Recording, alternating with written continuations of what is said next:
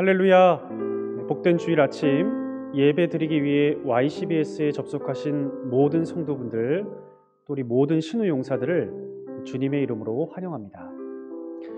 오늘도 우리가 마음을 정돈하고 복된 예배의 자리로 나아가기를 원합니다. 이 시간 우리의 마음과 몸가짐을 정리하고 조용히 기도하심으로써 귀한 예배 자리로 나아가겠습니다. 이 시간 함께 기도하겠습니다.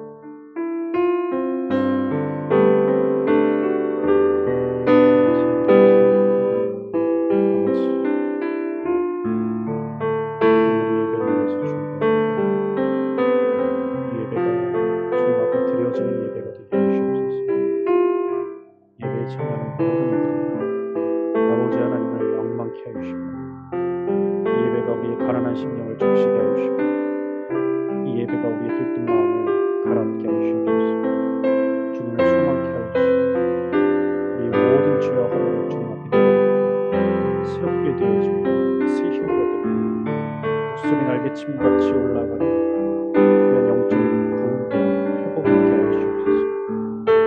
주님의 모든 시간 이 예배를 준비한 모든 손가락들 듣는 모든 마음들을 주님께 올려드립니다.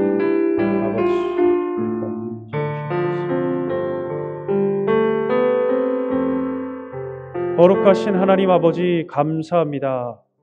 오늘 이 아침 우리가 주님께 나온 것이 아니라 주님께서 우리를 불러주셨음을 고백합니다. 우리를 불러주신 주님께 무한한 감사를 드리며 오늘 이 예배 가운데 성령의 임재를 부어 주시옵소서. 이제 예배를 시작합니다. 예배를 준비하는 손길이나 예배를 드리는 모든 이들의 영혼 위에 오 주님께서 임재하여 주시옵소서. 예수님의 이름으로 기도합니다. 아멘. 이 시간 사도신경으로 우리의 신앙을 함께 고백하시겠습니다. 함께 고백하겠습니다. 나는 전능하신 아버지 하나님, 천지의 창조주를 믿습니다. 나는 그의 유일하신 아들 우리 주 예수 그리스도를 믿습니다. 그는 성령으로 잉태되어 동정녀 마리아에게서 나시고 본디오 빌라도에게 고난을 받아 십자가에 못 박혀 죽으시고 장사된 지 사흘 만에 죽은 자 가운데서 다시 살아나셨으며 하늘에 오르시어 전능하신 아버지 하나님 우편에 앉아 계시다가 거기로부터 살아있는 자와 죽은 자를 심판하러 오십니다. 나는 성령을 믿으며 거룩한 공교회와 성도의 교제와 죄를 용서받는 것과 몸의 부활과 영생을 믿습니다. 아멘. 계속해서 찬송가 446장 주 음성 외에는 함께 찬양하시겠습니다.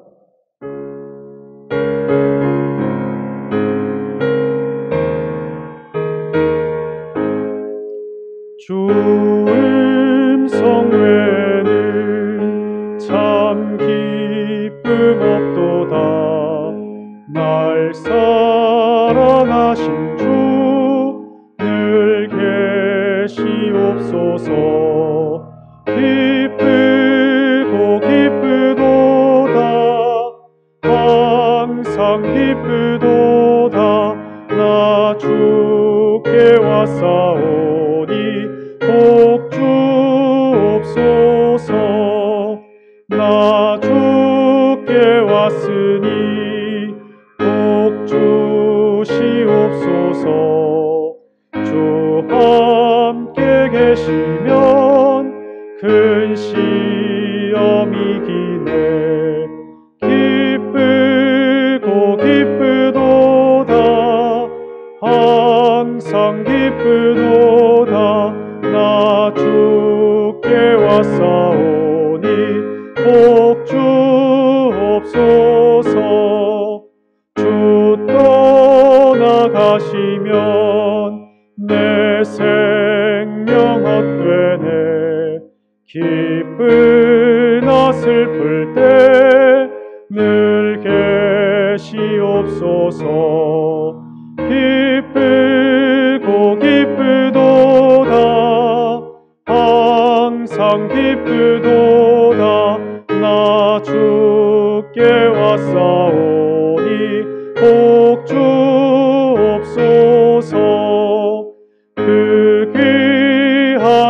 언약을 이루어 주시고 주 명령 따를 때 늘 계시옵소서.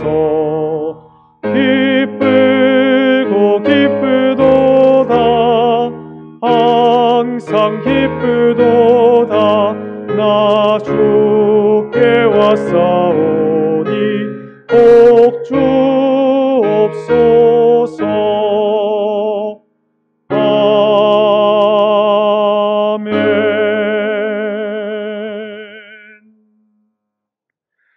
이 시간 사던 사령부에서 사역하시는 서광석 목사님 나오셔서 우리를 위해서 기도 인도해 주시겠습니다.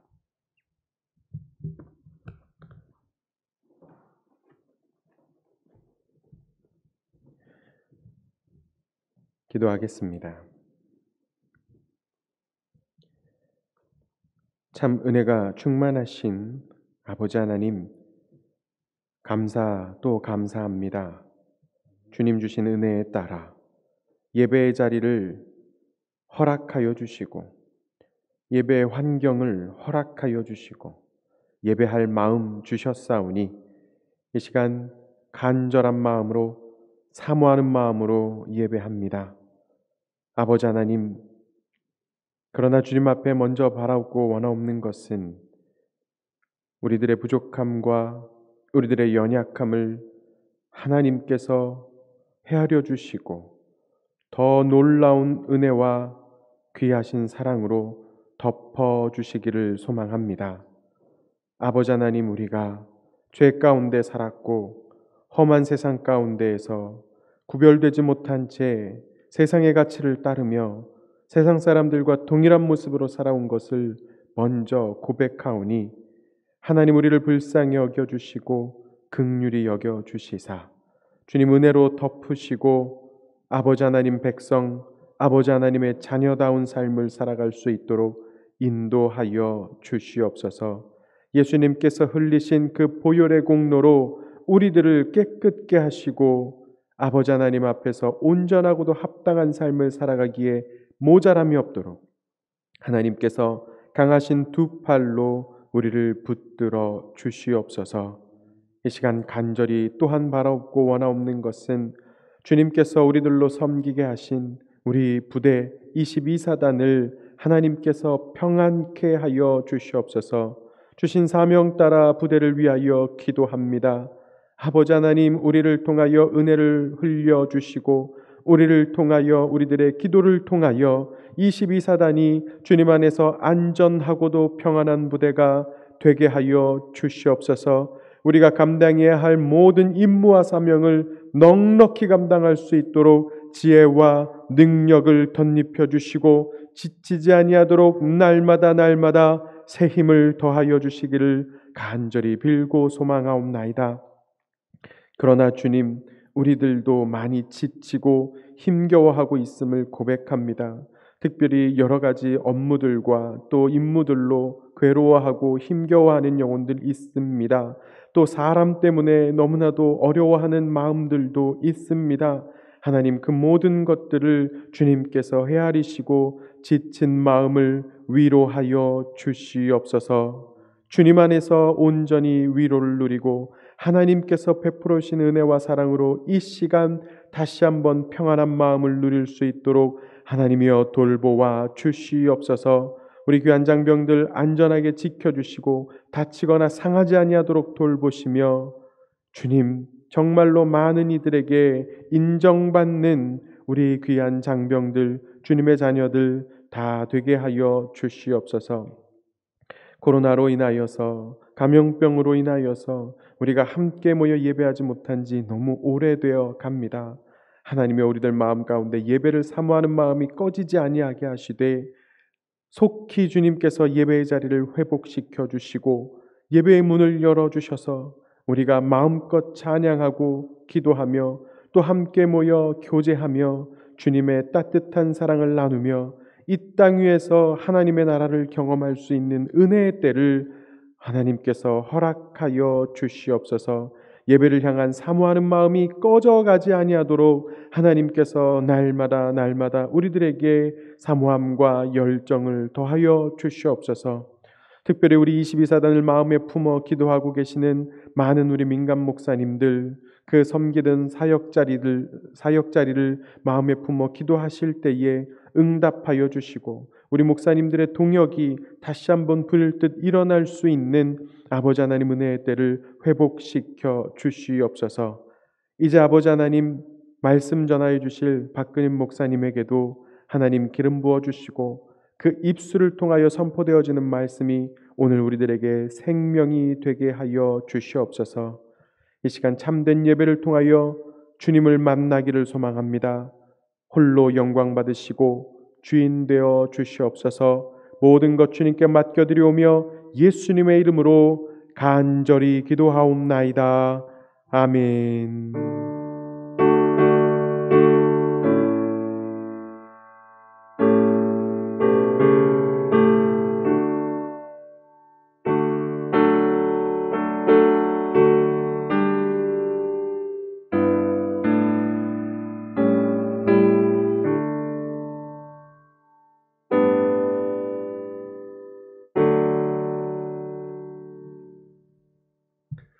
네, 귀한 기도에 감사를 드립니다.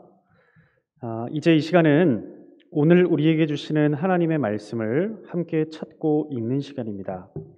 오늘 우리가 함께 읽을 하나님의 말씀은 구약성경 출애굽기 20장 1절에서부터 21절까지의 말씀이 되겠습니다. 여러분 갖고 계신 구약성경 113면에 있을 것입니다. 출애굽기 20장 1절에서부터 21절까지의 말씀.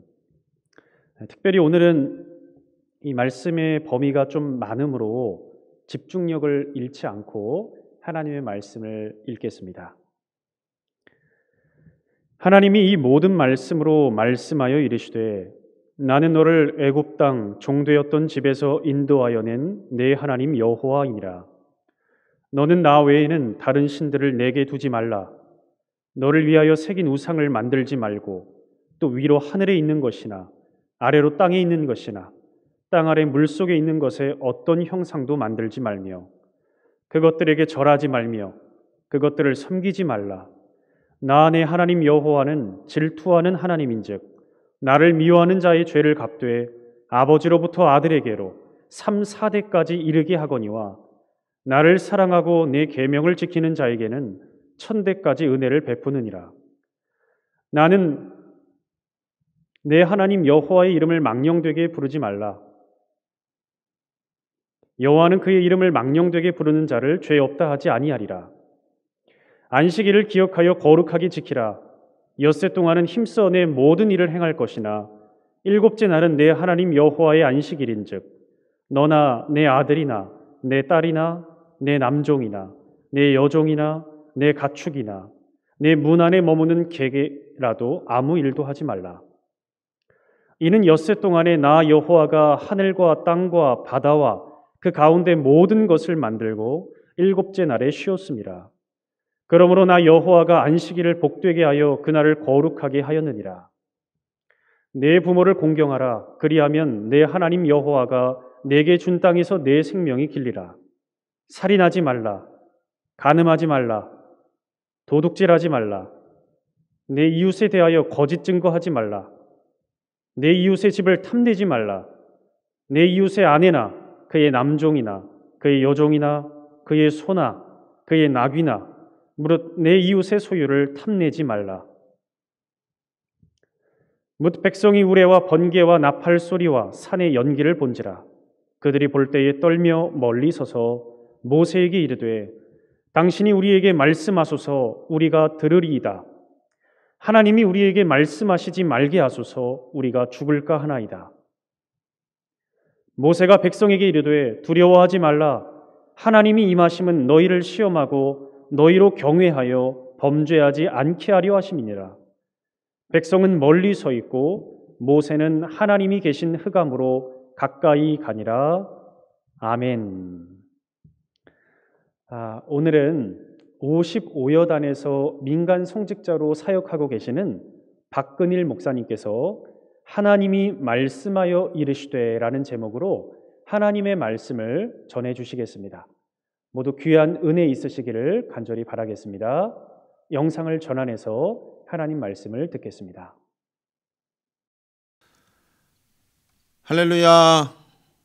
복된 주일 아침 각자의 자리를 예배 초소 삼고 하나님을 예배하는 우리 율곡부대 모든 믿음의 식구들의 계신 곳마다 성령이 임재하셔서 오늘도 주시는 말씀 가운데 함께 은혜를 누릴 수 있기를 주님의 이름으로 축원드립니다.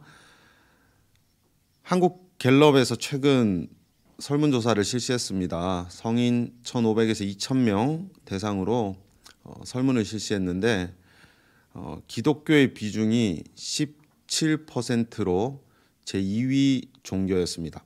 그리고 타 종교를 제외하고 나는 종교가 없다.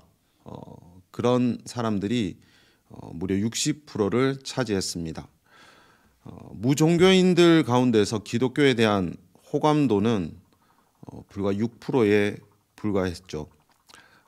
또한 무종교인 82%는 종교가 사회에 도움을 주지 않는다 그렇게 답했습니다. 여러분들이 이 결과를 어떻게 들으시고 어떻게 받아들이시나요? 참 안타까운 그런 현실이죠. 최근에 여러 가지 코로나와 관련된 상황들도 적지 않은 영향을 주었을 것이고 또 그리고 시대가 사회가 많이 변화했습니다. 가치관도 많이 바뀌었고요. 그러다 보니까 우리가 직면하게 되는 안타까운 현실이 아닐 수 없습니다.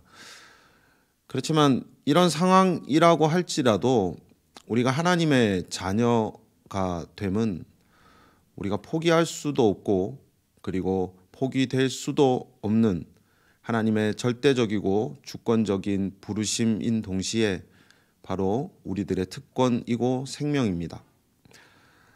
여러분 지금 예배 드리고 있습니다. 우리의 예배는 하나님을 뵙는 자리죠. 하나님과의 만남의 자리입니다. 만약에 3,500년 전에 이스라엘에게 강림하셨던 그런 모습처럼 우리들에게 임하신다면 여러분 과연 우리의 마음과 그리고 우리의 자세는 어떠했을까요? 구름이 빽빽하게 들어서고 천지가 진동하고 그리고 우리의 가운데 하나님이 강림하신다면 아마도 오늘 우리가 18절 이후에 그 이스라엘 백성들의 반응처럼 하나님이 임하신 것을 보고 그들이 두렵고 떨면서 하나님이 우리에게 직접 말씀하게 하지 마십시오. 아마 우리도 그런 비슷한 모습이 아니었을까 생각합니다. 하나님은 출애굽기 19장에서 보듯이 시내산 앞에 이스라엘 백성이 진을 치게 하십니다. 그리고 그 진친 백성들에게 모세를 통해서 정결하게 하는 옷을 빨고 그리고 여인을 가까이 하지 않고 3일을 기다리라 이렇게 준비하는 과정을 거치게 하십니다.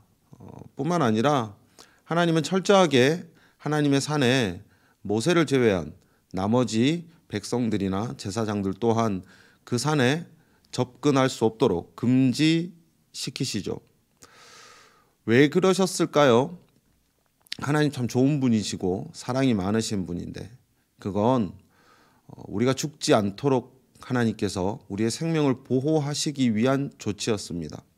왜냐하면 정결의식을 거쳤다고 하지만 여전히 우리에게는 죄성이 있고요. 그리고 거룩한 하나님의 산 그리고 공의로우시고 거룩하신 하나님이 그런 우리들을 향하여서 진격하여서 우리를 멸하실까 그렇기 때문에 우리를 보호하시기 위해서 함부로 그곳에 사람은 호기심이 많잖아요. 궁금하면 막 이렇게 뭐지? 보고 싶어 합니다. 하나님을 보겠다고 나오다가 죽을까 봐. 그래서 하나님은 접근을 금지시키시죠. 그런데 여러분 지금 우리는 어떻습니까? 예배당에 나갈 때도 그렇고요. 우리가 하나님의 이름도 하나님 아버지 이렇게 부르고 있잖아요. 그렇습니다. 지금 우리는 3500년 전하고는 다릅니다.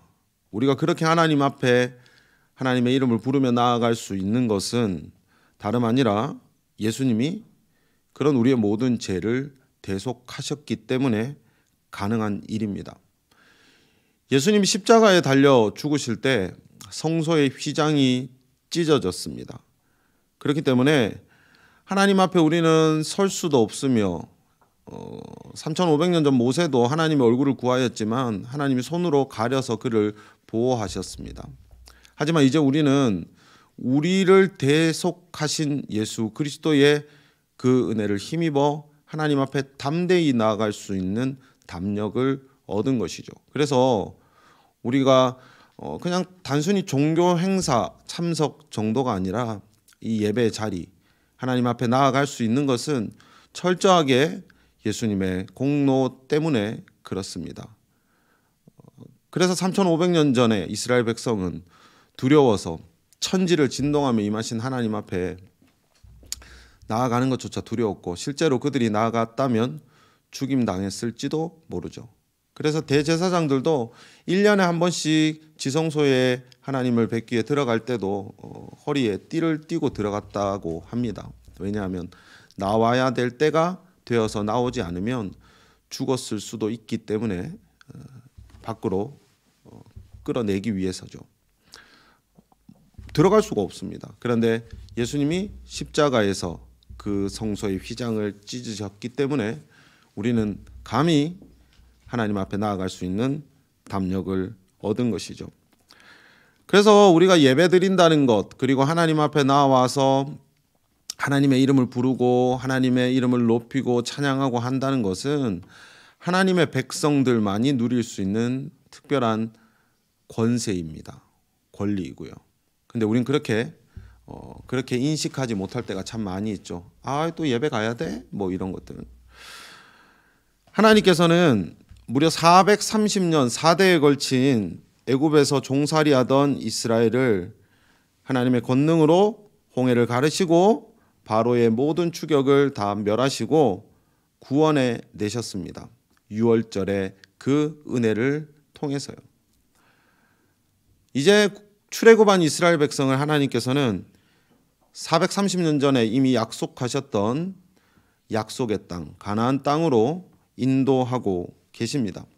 그런데 그 여정 가운데서 광야를 지나가게 하시죠. 광야는 척박한 땅입니다. 그런데 하나님이 왜 그곳으로 돌리셨을까요? 성경이 우리들에게 알려주는 이유는 혹시라도 출애굽한 백성이 아직 전혀 준비가 되어 있지 않은 상황에서 길목에서라도 블레셋과 같은 강한 나라들과 전쟁을 치루었을 경우에 다시 애굽으로 돌아가겠다고 하는 그러한 마음을 갖게 될까 봐 하나님은 미리 광야로 인도하셨죠. 그리고 그 광야에서 만나를 내려주시고 반석에서 물을 내시며 먹이고 입히십니다. 뿐만 아니라 그 광야에서 하나님은 불기둥과 구름 기둥으로 눈동자처럼 자기 백성들을 보호하십니다. 그들이 이제 종이 아닙니다. 비록 광야의 환경이 척박하지만 하나님께 철저하게 공급받고 보호받고 있으며 신분 자체가 바뀌었습니다. 하나님의 백성, 하나님의 군대, 여호와의 군대로 가나안 땅을 향해서 전진해 가고 있는 것입니다. 이런 이스라엘에게 하나님께서 직접 친히 말씀으로 말씀하여 일러주시는 것이 바로 오늘 하나님의 백성된 이스라엘에게 주시는 하나님의 통치의 법입니다. 그것이 우리가 잘 알고 있는 대로 바로 십계명이죠. 10가지 계명. 물론 이 계명 돌판에 새겨서 주십니다. 그러나 이것 외에도 여러 가지 제사의 법도 주시고 사회 법도 주시고 그러나 그 많은 법들 심지어는 율법이 613가지라고 말하지 않습니까? 유대인들이 세분화시킨 하나님이 주신 그 많은 법들 그것은 하나님이 자기 백성들이 하나님의 백성으로서 하나님의 백성답게 살아가도록 주신 룰이죠. 명령이기도 합니다. 이것을 직접 말씀해 주시죠. 사실 그 이스라엘 백성들은 우리에게 직접 말하게, 여호와께서 우리에게 직접 말씀하지 말게 하라고 모세에게 부탁을 하죠. 왜? 그 하나님의 임하심이, 그 위엄이 정말 압도적이었으니까요. 그런데 이 말씀은 뭐 누구를 통해서 이렇게 주신 것이 아니라 하나님께서 직접 모세에게 주신, 그리고 모세를 통해서 이스라엘 백성들 전체에게 주신 말씀이죠. 여러분들이 누구를 거쳐서 듣는 거랑 직접 친히 듣는 거랑은 완전히 차원이 다르지 않습니까? 먼저는 2절의 말씀처럼 나는 너를 애굽 땅 종되었던 집에서 인도하여 낸 내 하나님 여호와니라. 그 놀라운 하나님의 능력, 그리고 그 바로의 권세, 그리고 애굽의 모든 추앙하고 있던 우상들을 다 제압하시고 하나님은 하나님의 능력으로 이스라엘 백성을 인도해 내셨죠. 그래서 19장에서는 내가 내 백성을 독수리의 날개 위에 업어서 그렇게 인도하였다라고 말씀하시죠. 이 말씀을 통해서 이제 주어지는 하나님의 법, 십계명, 계명이죠. 이것을 엄중하게 준행할 것을, 그리고 그렇게 해야 되는 이유를 알려주고 계시는 겁니다. 하나님이시니까. 먼저 주시는 4가지 계명은 우리가 잘 알고 있는 대로 대신계명, 하나님에 대한 계명이라고도 하는데 4가지 계명입니다. 첫 번째 무엇입니까? 나 외에 다른 신들을 내게 두지 말라. 나 말고 다른 신 너희들에게 두지 말라는 거죠. 하나님만 섬기라는 겁니다. 두 번째도 마찬가지죠. 우상 만들지 말고, 새기지 말고, 그 어떤 것도 형상으로 만들지 말고, 그것들에게 절하지 말고. 그러니까 하나님만 섬기라는 거죠. 세 번째는 뭡니까? 세 번째 뭐죠? 4절, 5절. 나를 사랑하고 내 계명을 지키는 자에게는 천대까지 은혜를 베푼다. 그 말씀 다음에 내 이름을 망령되게 부르지 말라. 뭐 유대인들은 글 쓰다 여호와 하나님 이름만 나와도 붓빨고 목욕하고 그렇게 그 글자를 썼다라고 말하는데, 여러분, 하나님의 백성으로서 하나님의 이름을 부르는데 너희가 입술로는 여호와를 고백하지만 삶으로는 부정한다, 그렇게 말씀하고 있지 않습니까? 하나님의 이름으로, 그리고 하나님의 백성으로 살아가는 우리들, 그것에 합당한 그러한 하나님의 백성다운 삶을 살아가고, 그리고 함부로 하나님의 이름을 부르지 말라라고 하는 거죠.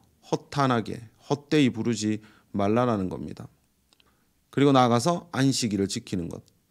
안식일을 지키는 게 하나님 섬기는 건 무슨 상관이 있습니까? 이렇게 우리 생각할 수 있습니다. 그런데 이미 만나 먹으면서도 6째 날은 안식일에 하나님과 함께 안식을 누릴 그때의 육체적인 필요까지도 하나님 예비해 주셨거든요. 이것들을 통해 우리가 누군가 사랑하는 사람과 연애를 할 때 한번 생각해 보십시오. 딴 사람 보면 질투의 그 불로 이글거리는 눈빛을 우리는 경험하지 않습니까? 하나님만 섬기라는 겁니다.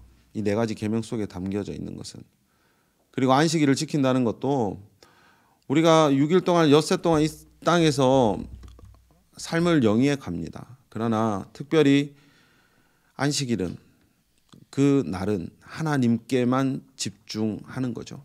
그래서 안식이라는 것은 단순히 우리가 노동 그만한 정도의 문제가 아니고, 그러니까 일주일 동안 지쳐있는 우리들에게 재충전받고 또 가는 그런 개념 이전에 하나님이 세상을 창조하신 후에 그 다음에 완성하시고 쉬셨죠. 그날을 복 주셨습니다. 그래서 하나님 안에서 우리가 하나님을 누리는 그 날로 정하시는 거죠. 여자친구가 또는 남자친구가 야, 이날은 꼭 나를 봐야 돼. 일주일에 한 번, 화요일은 꼭 나 보는 날이야. 이렇게 우리가 하나님께 집중할 수 있도록 하는 겁니다. 왜 이런 계명들을 주셨을까? 이미 하나님 인도해 내셨는데 430년 동안 애굽의 바로를 섬기며 종노릇하였던 그들이었습니다. 우상의 문화가 가득했고요. 그리고 그들이 걸어가고 있는 노정 가운데도 많은 강대한 나라들을 만날 것이고 심지어는 가나안 땅에 들어가서도 하나님보다 더 우리의 눈으로 보면 더 강력한 듯 보이는 그런 우상들을 그들은 마주하게 될 것입니다. 그러나 그러한 것들에 우리가 두려워하지 않고 오직 하나님의 백성으로 하나님만 섬기도록 하기 위해서 하나님은 이 큰 계명을 우리에게 주신 거죠. 그리고 이어지는 것은 바로 사람과 사람 사이의 관계 속에서 우리가 지켜야 될 계명들을 주십니다. 부모님 공경하는 것, 살인하지 않는 것, 그리고 간음하지 않는 것, 그리고 도둑질하지 않는 것, 거짓말하지 않는 것, 그리고 모든 그러한 일들의 근본이 되는 탐내지 않는 것, 탐심을 제어하라. 하나님이 주신 법이죠. 하나님만 잘 섬긴다고 해서 그렇다고 해서 우리가 이 땅의 삶, 사람들과의 관계 속에서의 삶을 전혀 배제한 채 살아가지 않습니다. 그리고 실제로 이스라엘 공동체도 70명이 내려갔던 그 출애굽 이전까지 처음에 야곱의 아들들이 다 내려갔을 때 그 70명을 이루었던 한 가족이 이제는 한 민족 국가가 되어서 나오고 있잖아요. 그 많은 사람들이 살아가는 그 속에서 적어도 기본적으로 아주 기본적인 룰들을 하나님은 우리들에게 펜스를 치듯이 그렇게 계명으로 주고 계시는 거죠. 하나님이 우리를 양육하도록 위임하신 그 부모님들을 공경하라. 너무나도 당연한 이치겠죠. 사실 우리 부모님들에 대한 그러한 어떤 존경과 경외함을 잃어버린 세대가 되어버렸습니다. 결국 사랑을 공급받지 못했기 때문에 그런 것이겠죠. 부모님들의 일탈, 사람이기 때문에. 그러나 적어도 우리들이 이 땅에 존재할 수 있는 생명의 출발점이라는 것은 우리가 부인할 수 없습니다. 하나님이 생명의 근원이 되셨듯이.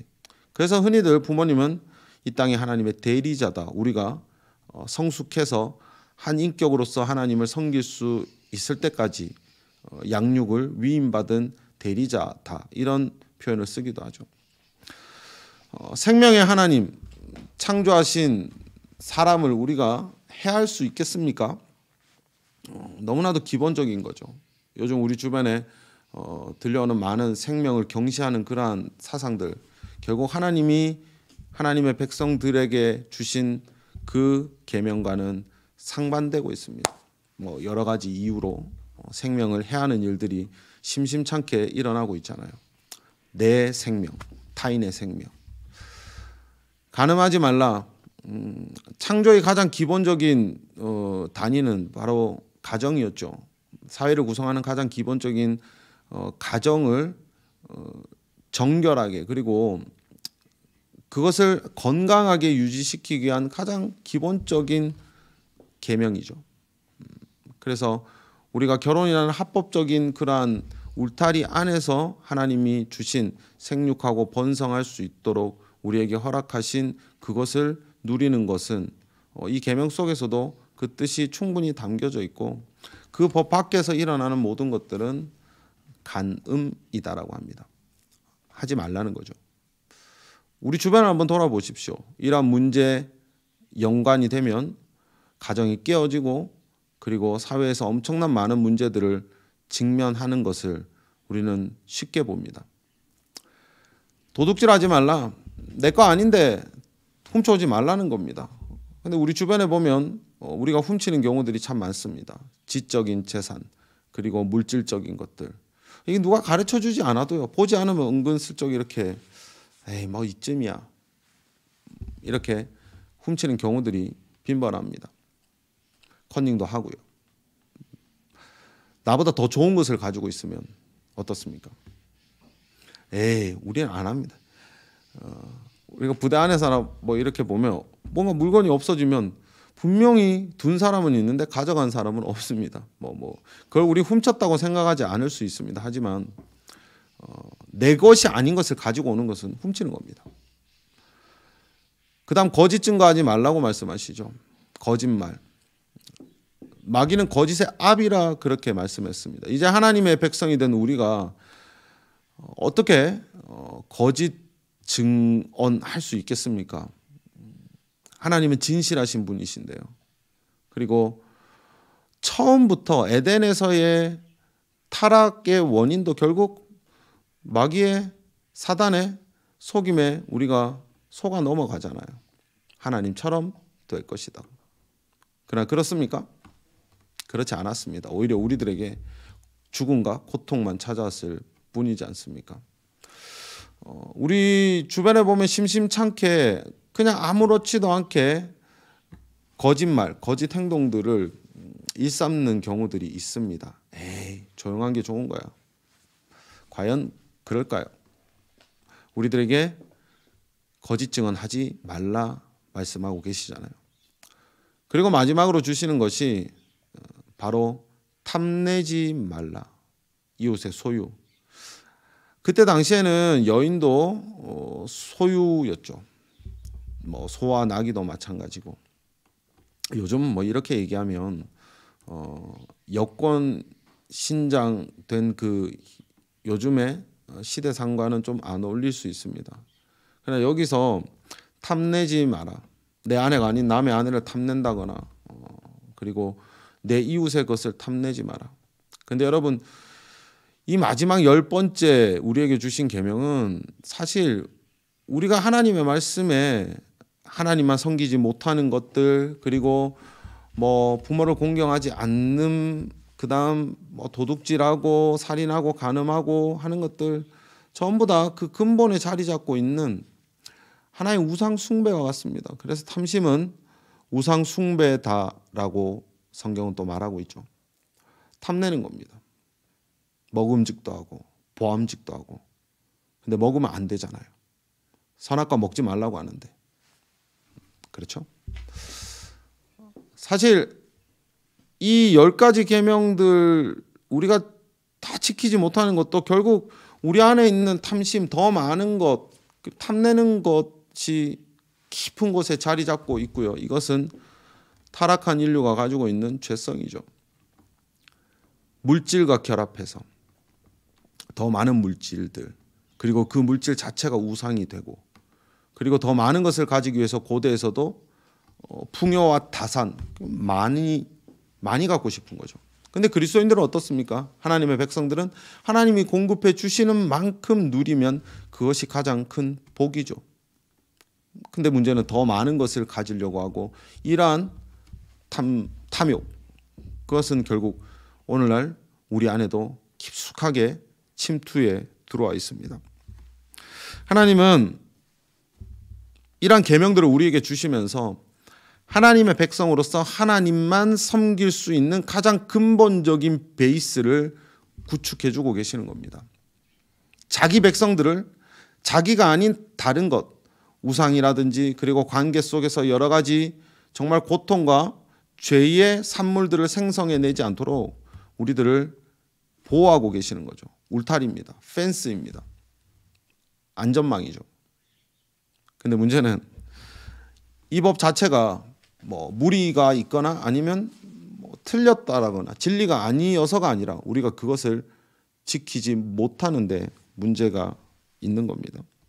이 계명을 지키며 살아간다면 하나님의 약속대로 우리가 하나님께로부터 임하는 그 풍성한 은혜와 복을 누리며 살아가는데, 근데 우리의 삶의 실제를 보면 못 지킬 때가 참 많습니다.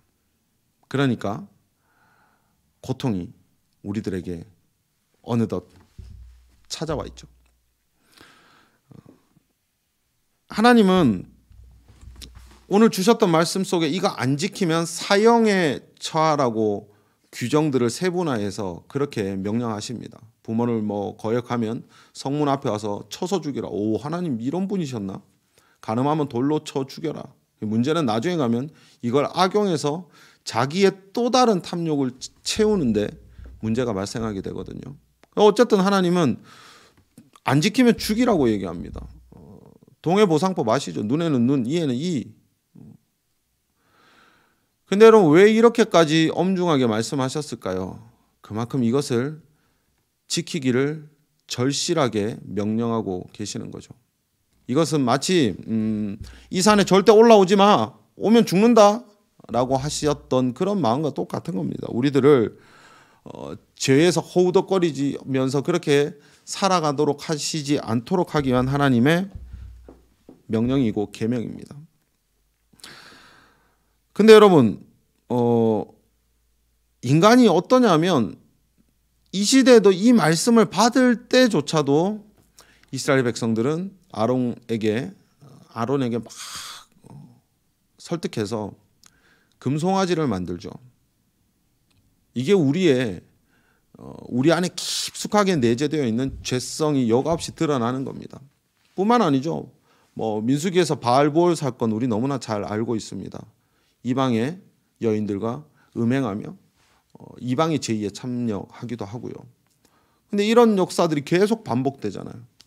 결국 이런 이스라엘의 불순종이 아수르 바벨론의 패망에 이르기까지, 그리고 우리가 지혜의 왕이라고 일컬었던 솔로몬조차 하나님이 여인들 두지 말고 우상 섬기지 말고 이렇게 했는데 솔로몬이 지었던 그 성전 안에 가보면 어때요? 왕비를 위해 지었던 그 낭실 맞습니까? 그 방이 거의 성전과 버금갈 정도로 애굽의 공주를 위해서 왕궁을 짓죠. 이게 우리 인간이죠. 그래서 결국 남유다 북이스라엘도 분열됩니다. 여러분 이게 하나님이 이걸 모르셨을까요? 아셨습니다. 그래서 신명기에 보면 우리가 징계를 받아서 불순종함으로 징계를 받았을 때 다시 돌아오면 하나님이 또 회복시켜 주시겠다고까지 말씀을 하셨어요. 가나안 땅에 들어가기 전에 이미 하나님은 신명기에서 이 약속을 하셨습니다. 문제는 이제 우리가 못 지키는 것이 문제죠. 그래서 하나님은 어떻게 하셨습니까? 예수님을 보내십니다.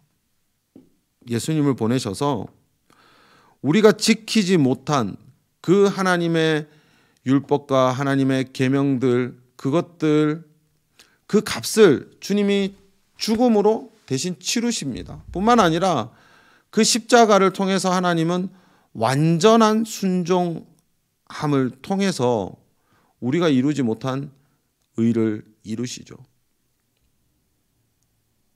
그리고 우리들에게 말씀하십니다. 하나님을 사랑하고 이웃을 사랑하라. 우리가 못 지키니까 이건 필요 없는 법입니까? 그렇지 않습니다. 우리가 지키지 못하는데 문제가 있는 것이지, 이것은 하나님의 백성으로서 여전히 우리가 따르고 지키고 준행하려고 목숨을 걸 만큼 중요한 하나님 나라의 백성들이 살아가야 될 질서이고 법입니다. 그런데도 오늘날도 우리도 많이 도전받잖아요.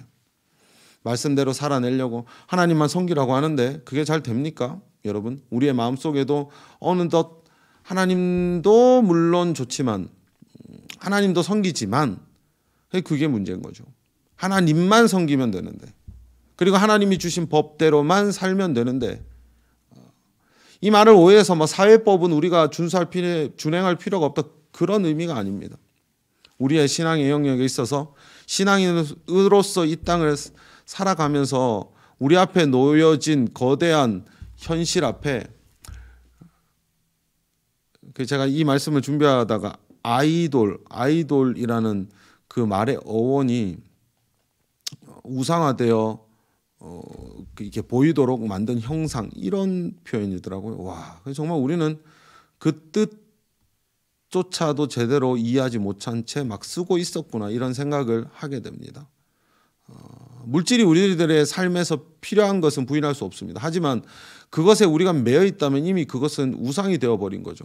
그래서 주님은 우리들에게 물질과 하나님을 겸하여 섬길 수 없다, 하나님만 섬길 것이냐 그렇지 않으냐의 선택을 우리들에게 말씀하고 계시는 거죠.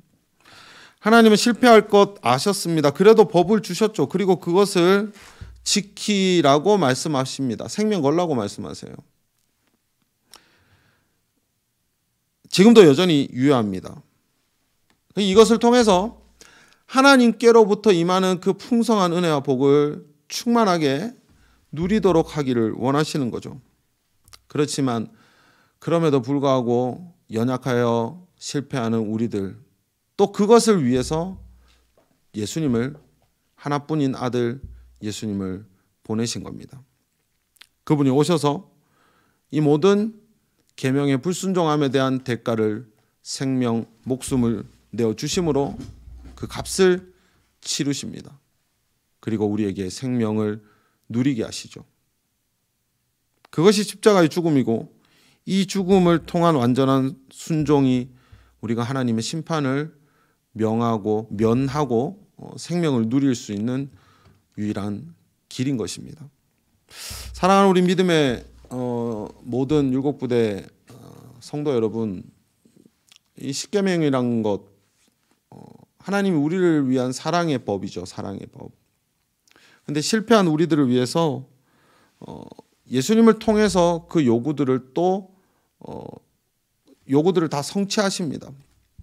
지키지 못하면 돌로 쳐 죽여라. 무서운 엄중한 그러한 징계인데도요.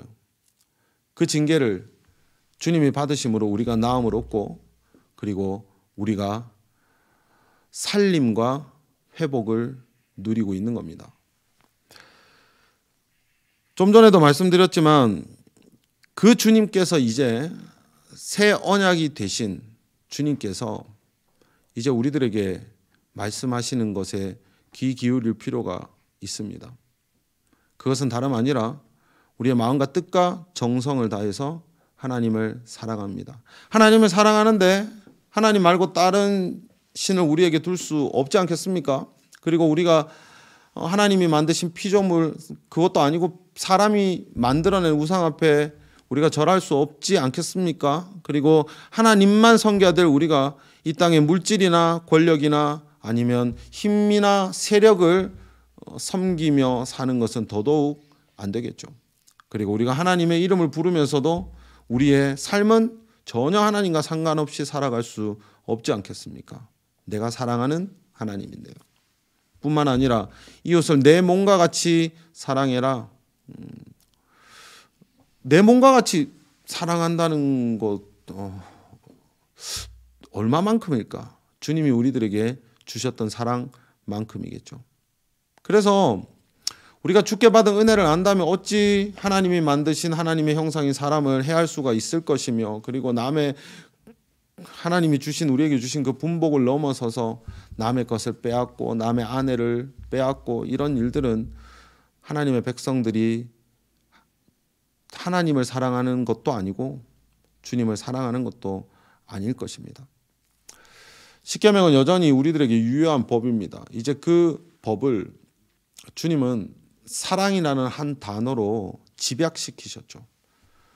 우리 사랑하는 율곡부대 모든 하나님의 자녀된, 그리고 하나님의 군대된 여러분들, 오늘 주셨던 말씀이 우리에게 좀 거룩한 부담감이 되실 줄 믿습니다. 하지만 성령의 도우심을 힘입어 그리고 이 뜻 이루기를 기도하며 살아내는 것이 우리가 치열하게 이 땅에서 이뤄내야 될 승리의 삶이고, 하나님의 자녀로서 하나님의 법을 지키며 살아가야 되는 그런 우리의 삶이라는 것을 잊지 마시고,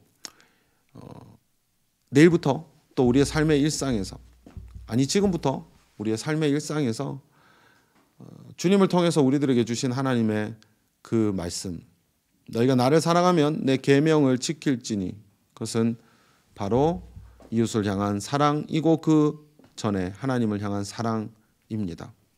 그것을 위해 여러분들의 생명을 주님이 우리를 위해서 주심과 같이 목숨 걸고 그렇게 사랑하며 지켜내려고 애쓰는 그런 하나님의 백성, 또 하나님의 백성답게 살아내시기를 이 주일 주의 이름으로 축원드립니다.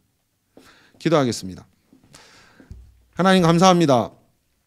늘 우리는 하나님 아닌 것도 하나님처럼 기웃기웃 거릴 때가 있습니다. 그러나 오늘 주시는 말씀 가운데 이전에 십계명을 받았던 3500년 전에 그 십계명 자체의 준수를 넘어서 그것을 주신 근본적인 이유와 동기와 본질인 하나님을 사랑하고 그리고 우리 주변에 우리의 이웃들을 정말 사랑하는, 그리고 하나님이 우리들에게 경영하라고 주신 이 모든 만물들을 정말 사랑하며 경영해 나갈 우리의 삶이 되기를 이 아침도 간절히 주의 이름으로 기도합니다. 늘 부족하여 넘어질 때마다 우리가 다시 주님의 손 잡고 일어서서 하나님이 우리들에게 주신 그 말씀을 따라 살아내기를 기도하고 애쓰는 우리들이 되게 도와주시고 우리의 삶의 현장에서 곧 신앙이 하나님을 향한 우리의 믿음이 드러나고 증거됨을 통해서 많은 이들에게 정말 하나님의 백성임을, 그리고 하나님의 백성다움을 증거하며 하나님이 살아계신다는 것을 보일 수 있는 그런 하나님의 백성 되게 우리를 인도하여 주시옵소서. 모든 한 주간에 우리 율곡부대의 삶도 우리 하나님께서 책임져 주실 것을 믿으며 지금은 우리 주 예수 그리스도의 은혜와 하나님 아버지의 크신 사랑하심과 성령 하나님의 교통하심이 오늘도 우리의 아버지 되시며 우리의 구원자 되신 우리 하나님을 예배하며 주시는 말씀 따라 살아내기를 기대하고 기도하는 우리 모든 율곡부대 믿음의 식구들 머리 위에, 그리고 나아가서 조국 산하를 지키고 있는 우리 율곡부대 모든 장병들과 60만 조국 군대 위에, 그리고 하나님이 자유 주신 이 조국 대한민국 위에 지금으로부터 영원토록 항상 함께 계실지어다. 아멘. 한 주간도 주의 이름으로 승리하십시오. 감사합니다. 네, 오늘도 참 열악한 코로나 여건에도 불구하고 이렇게 진심을 담아서 우리 장병들에게 하나님 말씀을 전해주신 박근일 목사님께 감사를 드리고 또 우리 하나님 아버지께 영광을 올려드립니다. 오늘 중요한 광고가 한 가지 있습니다. 돌아오는 수요일, 그러니까 5월 26일 수요일 저녁 19시에 MCF 나라사랑 기도회가 예정되어 있습니다. 그동안은 코로나 형국으로 인해서 한동안 MCF를 진행하지 못했는데요. 이제 방역 수칙을 잘 지키면서도 이런 부대와 나라를 위해 기도하는 모임들을 재개해 나가려고 합니다. 특별히 이번 MCF의 참석 대상은 우리 율곡부대의 기독 간부님들이십니다. 제한된 여건으로 원래 수요 예배를 참석하시던 우리 군인 가족분들, 또 민간 성도님들은 YCBS 시스템을 통해서 비대면으로 참여하실 수 있겠습니다. 또 MCF 기도회를 오시는 간부님들은 전투복을 착용하시고 참여해 주시면 감사하겠습니다. 또 우리 용사들은 이 MCF의 대상은 아니지만 YCBS의 라이브 녹화 영상을 올릴 계획을 갖고 있습니다. 때문에 또 마음으로 함께하고 싶은 이들은 같이 그 시간 접속해서 이 나라를 위해서, 우리 부대를 위해서, 우리 서로의 전우들을 위해서 기도해 주시면 감사하겠습니다. 이것으로 오늘 주일 예배를 모두 마치겠습니다. 남은 하루도 주 안에서 복된 하루 되시길 바랍니다. 할렐루야.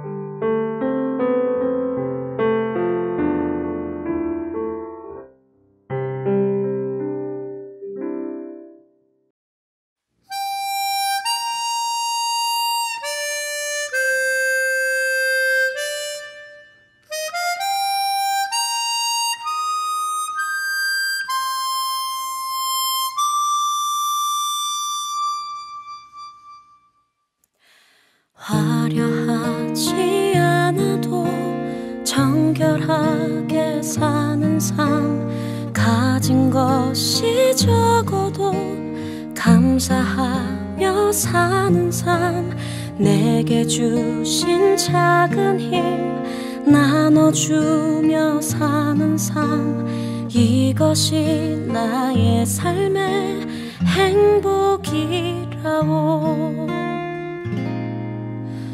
눈물 날 일 많지만 기도할 수 있는 것, 억울한 일 많으나 주를 위해 참는 것, 비록 짧은 작은 삶 주 뜻대로 사는 것, 이것이 나의 삶의 행복이라오.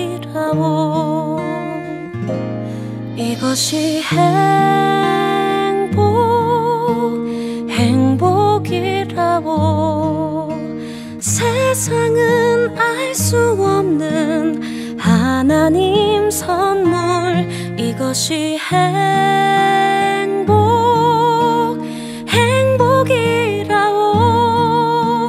하나님의 자녀로 살아가는 것, 이것이 행복이라오.